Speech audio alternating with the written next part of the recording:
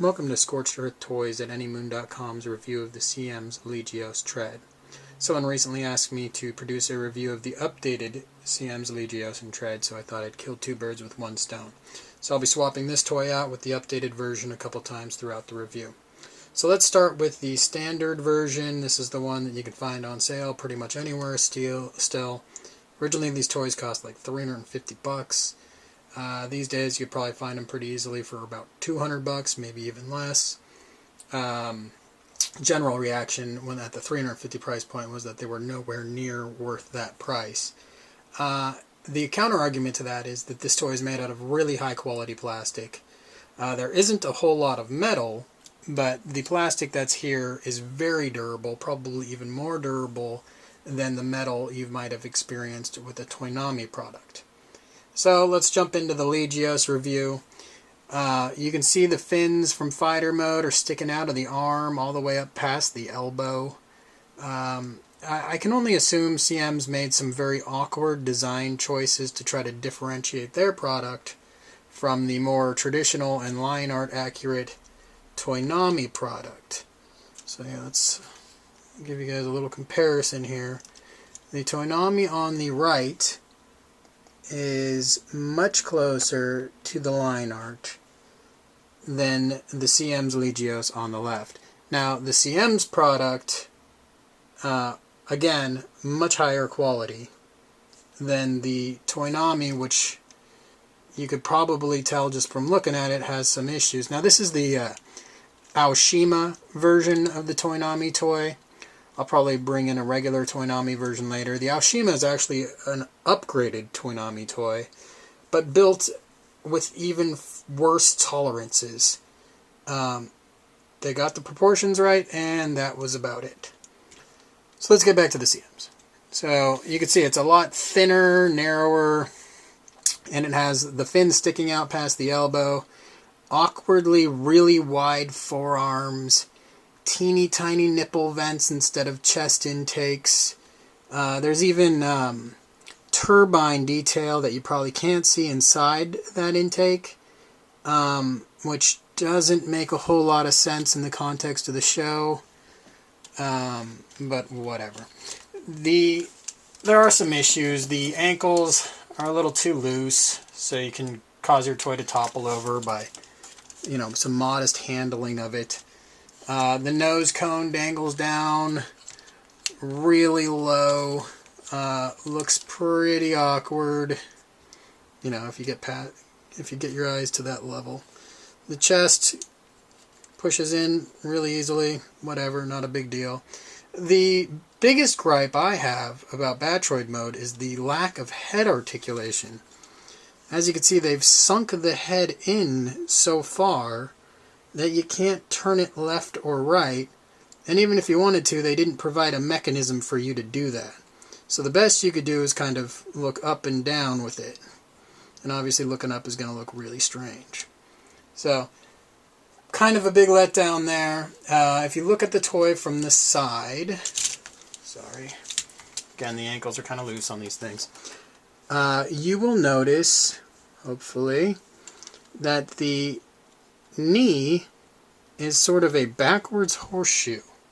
Now from the front it's covered up by the kneecaps, which are not articulated as part of the design that CMs went with. It's an interesting decision, but what it does is it also leaves the back of the toy being two giant gaping holes. Okay, so let's go over the articulation and some of the extras. I've thrown the sword in one hand. The hand actually does a fairly good job of holding the sword. I've also thrown the gun in the other hand, and the hand does not do a very good job of holding the gun. As I do some articulation, it's no doubt that that gun would probably fall out if I leave it in that long. The sensor array, kudos to CMs because they actually incorporated it. It's not removable, it's integrated into the toy. It goes up and down, not left and right, and has the antenna spike. I've also added on the shoulder missile booster set. I believe that was an invention of Aime.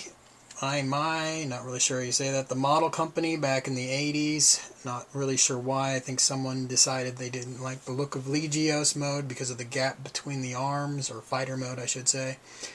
And so they decided that a missile pod between the shoulders in fighter mode would make it look more complete.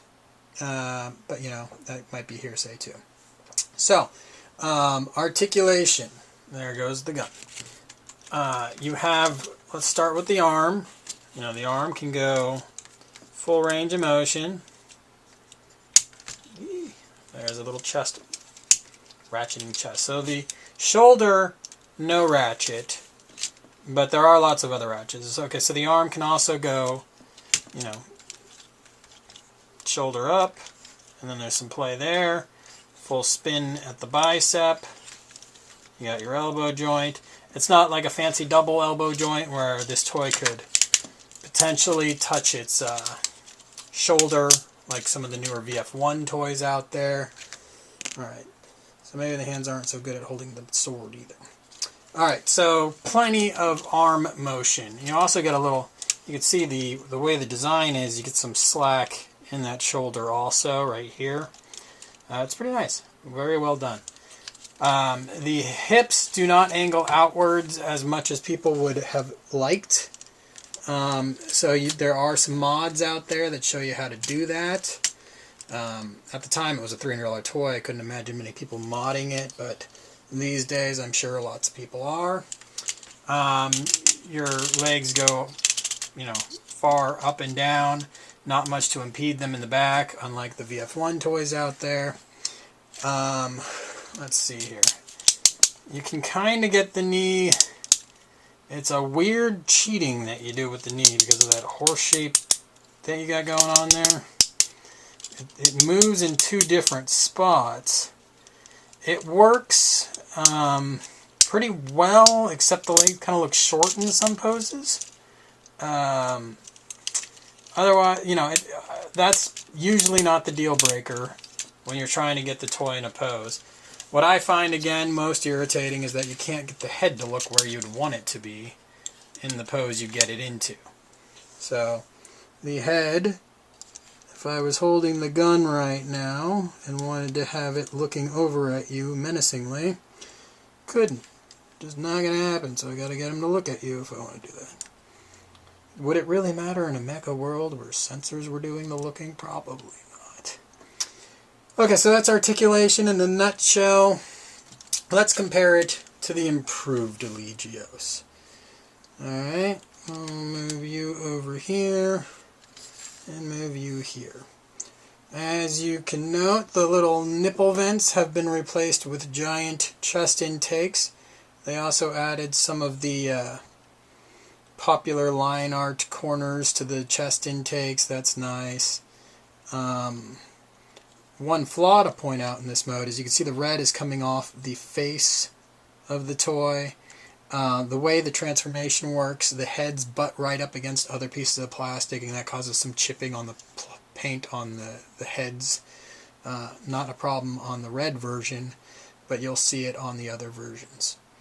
Another cool thing about the CMs version is that the arms work like they're supposed to. On the Toynami, this part is made out of die-cast metal, so it collapses inward and doesn't stick out like it does there. As far as improvements go, I guess the other thing is the fists. There are fists for the Legioss toy. Oh, look at that. Probably a dot of glue missing there. There are fists for these upgraded parts that don't have quite as much articulation, and they hold the gun a little bit better. So there you have it. That is Batroid mode in a nutshell, with a little update on the improved parts, which essentially is just for looks here and better gun holding ability as far as the Batroid mode is concerned. Here is Diver mode. Now, I should apologize. I believe I referred to the previous mode as Batroid mode. In Mospita, it's Soldier mode, Armo-soldier, and this is armo-diver. Robotech fans will know this as an alpha in Guardian mode, because Guardian mode transcended every generation of Robotech. Not really a whole lot to point out here, except that the toy achieves this mode, looks aggressive. You can start to see that it's got more of a needle nose than perhaps the Aoshima toy does. And you can see, let's move these back a little bit here. You can see the Aoshima toy is chunkier, and that the diecast causes the forearms to work a little funky. Both toys are 155 to 148 scale, somewhere in there. The CMs version has a little paint issue in that the cockpit is made out of a different type of plastic than the rest of the toy, so it looks a little brighter red. I think it's most evident on the red version of the toy. Articulation's alright. As I mentioned before, the fists only kind of hold the gun. This would probably be a good time to point out, though, that we do have little missile bays in the arms, here, in the shoulder, there, and in the legs. Now, I probably should have showed you this in soldier mode. There's one extra bay here. This guy down here. You probably just keep that closed, because really it's more for part of the transformation. But yeah, so all the missile bays that you would want are included in the CMs version of this toy. If you don't click the legs all the way down, you can get more of an upright posture, a little less of the nose about to touch the ground action. Let's finish transformation. There's really nothing else to point out, even on the upgraded version of the toy. Everything would be cosmetic, so no big deal. Let's move along. Alright, so here we are in fighter mode. I've left the Aoshima without the landing gears out because I am quite frankly scared to try to pull them out because that toy is built so poorly. But, right off the bat you can kind of see the stylish differences, or the stylistic differences between the two. The Aoshima could have the gun sitting on top of it like I have with the CMs here. Both toys could also attach missiles underneath their intakes. Alright, let's just focus on the CMs product. First, landing gears that you're not afraid to use. That is a huge plus, right? And they actually spin and all that good stuff. Although the back one's a little funky. The way these doors collapse actually locks them out, and that's kind of a nice feature. But that is kind of where I run out of nice things to say about the CMs fighter mode. It holds together in the front pretty nice. I guess that's one more plus. And also you could put this gun underneath the wing. I will demonstrate. It attaches via a magazine replacement. And then it attaches, well, somehow in there. There we go. Alright.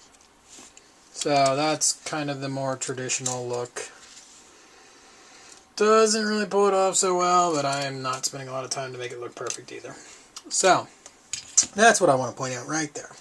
I have handled my fighter mode Legioss, I wouldn't say particularly roughly, and it is completely discombobulated now.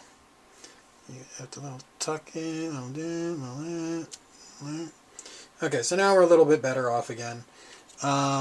Let's go to the non-model version of the toy without that centerpiece. Here we go. So this is what the toy looks like in the show, what the vehicle looks like in the show, with that gap. It's made a lot worse by the CMs toy, but maybe that's because I don't have those bottom legs in the most ideal position. But that's one of my problems with this toy.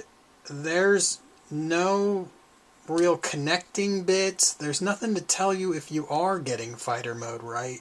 And it's got those weird reverse horseshoes that just kind of collapse the legs.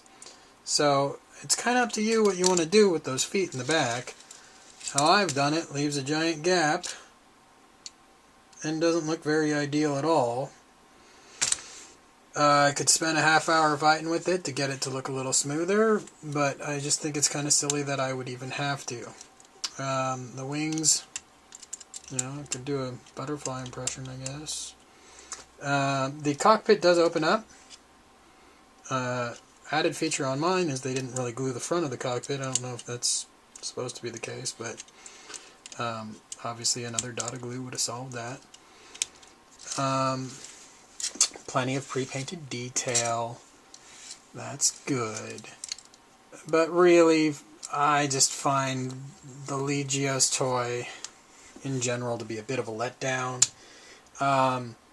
What we have is one toy that looks better and comes together better in fighter mode. Well, it looks better in every mode, really. And comes together better in fighter mode, but is built like garbage. And then we have a toy that is very stylistic, a whole new interpretation of the vehicle, and is floppy in fighter mode. I just wish we could somehow breed these two toys to get a Legioss that was somewhat anime accurate and sturdy. But instead we have the trade-off. So that will be it for part 1 of my review, which is the Legioss toy. And we will move on now to the Beta or Tread.